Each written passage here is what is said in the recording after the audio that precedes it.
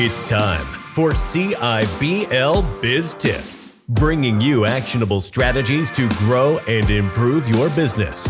Prepare to become civilized.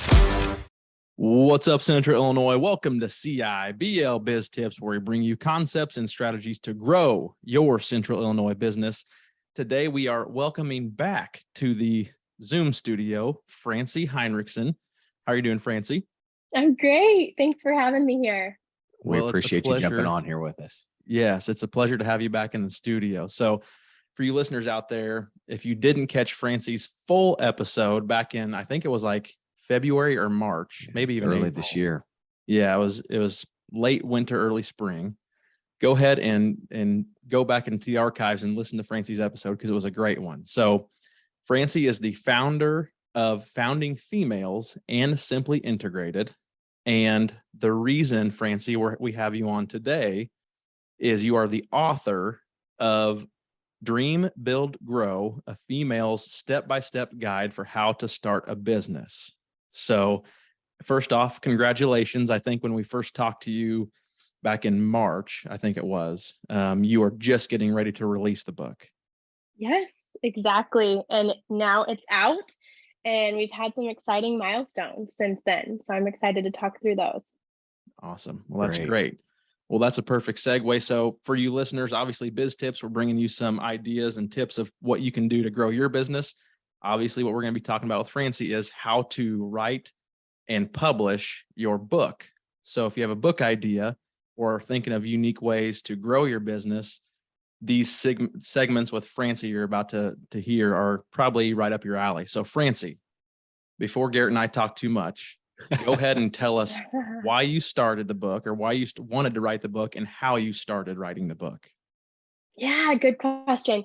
So Dream, Build, Grow came out of this idea of teaching women, educating them on why they're making the business decisions that they're making. So I talked to a lot of entrepreneurs who are, their business is already up and running, but they're still not clear on the process, or maybe they look back at their journey and they think, I wish I would have done it differently. And to myself, I think, well, we could have planted that seed. I wish we could have talked about that, piece of knowledge when that entrepreneur was first getting started. That was one of the motivations. The other motivation was that this is nothing new. I didn't, create the idea of creating a business. I have about 10 how to start a business books on the shelves. But the interesting thing is women and men don't play by the same playbook when they start a business. The world gives men oftentimes a 40-hour work week, and they said, fit your family around it. For women, on the other hand, we get handed family responsibilities and a lot of homemaking responsibilities, caretaking for parents, community roles that we fill a lot of times. And then the world says, if you want a career, if you want a 40-hour career, fit that around your other priorities. And so I wanted to help women build a business around their life and not a life around their business. Very good. Well, that's a good purpose, I would say. So you created the idea of what you just said. So what was the first point? Did you just start getting out a notepad and writing down your ideas of the book and chapters, or did you go to a Word document? Where did you start taking the ideas that are up here and putting them on paper?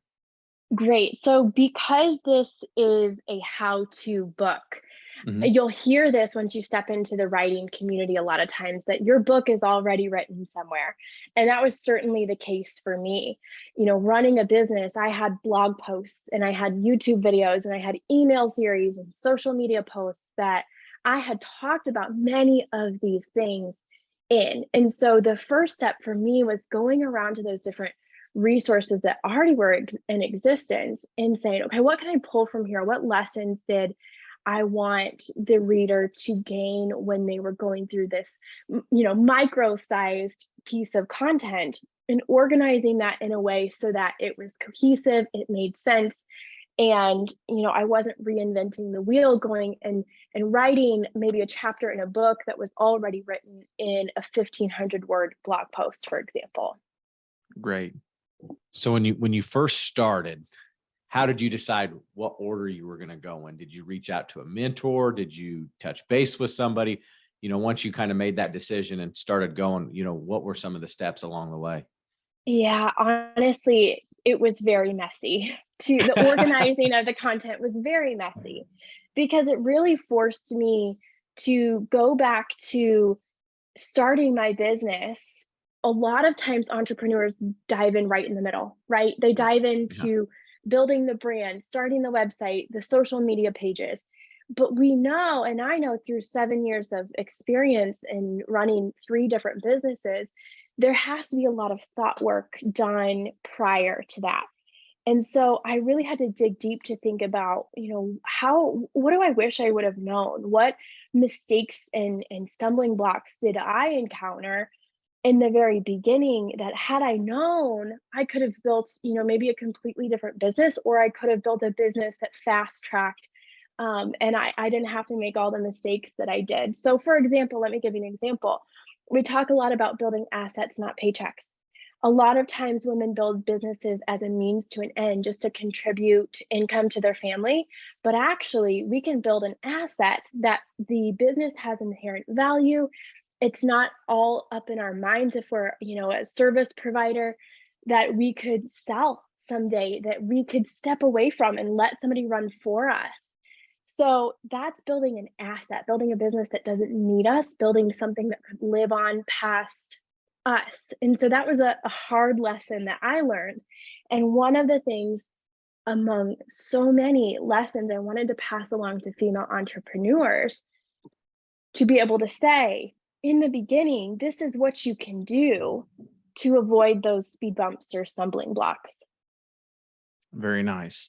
So it sounds like, there's probably a lot of people, if they are listening to this and they've had the idea of maybe I want to write a book, but they're like, I just don't even know, what topic or how to get started.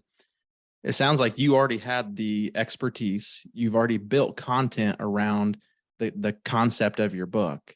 You had blog posts and social media posts and maybe some videos that contain, like you said, you've already had the book written, but you just hadn't put it into book format.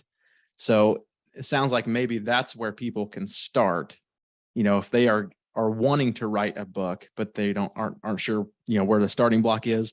That's maybe where the starting point is to look back at your content and use that as your base for your book. Especially as business owners, yes, I would agree with what you just said. If there was somebody who had this urge to write a book or to share knowledge with the world, I believe we all have a book inside of us, even if it's somebody who hasn't necessarily run a blog post or, a business social media before. We all have something, life experiences or a special area of knowledge that we can share with the world. And so I would tell that person, if you have that urge inside of you to write a book, we all have at least one inside of us. So go for it. And, for some people it's fiction, for some people it's nonfiction.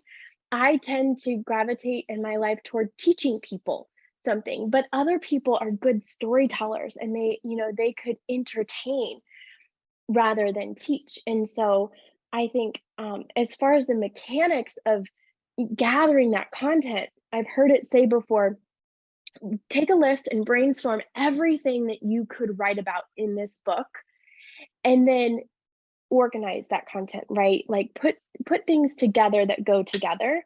And then from there, dive into those, sub chapters and think about everything that you could talk about underneath that specific category. And then that's how you lay out the outline of your book. If you are somebody who maybe doesn't have the book organized or the content created similarly to how I did. Perfect. She makes it sound extremely easy. Yeah, Garrett and I are over here taking notes, trying to keep up with you. Yeah, I'm I'm sitting here thinking if we outline.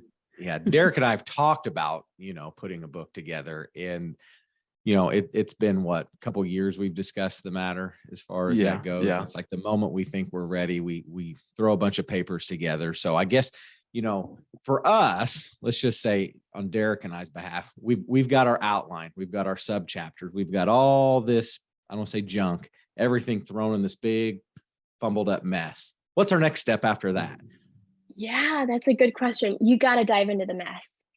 You got to dive into the mess. There were so many Saturdays and late nights and nights that I woke up in the middle of the night that I couldn't sleep. And so I just went down and started writing, for an hour or 2 hours. And I think, you just dive in and you let that idea catch you and you kind of create your own process. I don't think that this is a 30-minute at a time type of curricular activity. This is like, you got to devote chunks of time, because once your brain starts on that topic, you just got to let it flow. And the opposite is true too. You can't force it. So if you dive into a particular topic and it's just not coming to you, I think go out and do something creative. Go out and do something you love. Take your kids for a walk, or do something creative that you love, so that you can kind of pour back into your own cup and not constantly be pushing out the brain work that you have inside of you. Very nice.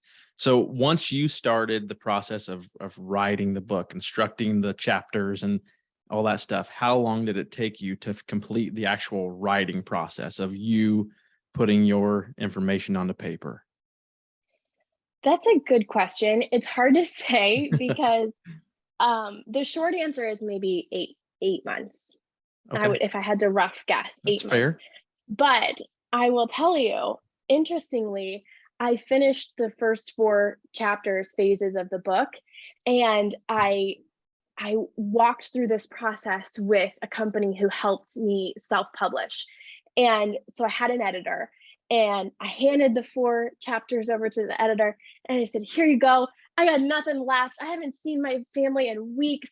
I'm depleted." And she came back, she read it, she came back and she said, "Francie, I don't think you're done. I think you need to add 2 more phases of this book in order to really complete the thought process, drive the point home, and really serve your audience well." And that was another 50% of the book. Wow. And so Wow. that, that it's hard to say. That's why I say that. But she was right. She was so right. It really did need that second set of eyes to be able to see what I was missing. Wow. Well, listeners, I think that's a good cliffhanger for to dive into our next session, where we're going to ask Francie a little bit more about self-publishing and what her process was. But for today, nice work, Francie, but we got a little more work cut out for us in this next session. So for all you listeners, while you're out there, please leave us a review. You can follow us on social media on LinkedIn and Facebook, and follow Garrett and I there personally as well. Until next time, y'all have been civilized. Take care. Thank you for listening to this episode of the Central Illinois Business Leaders Podcast. You can find us on Facebook at facebook.com/CIBL podcast. You can also follow us on LinkedIn. Don't forget to subscribe and leave us a review. It's the civilized thing to do.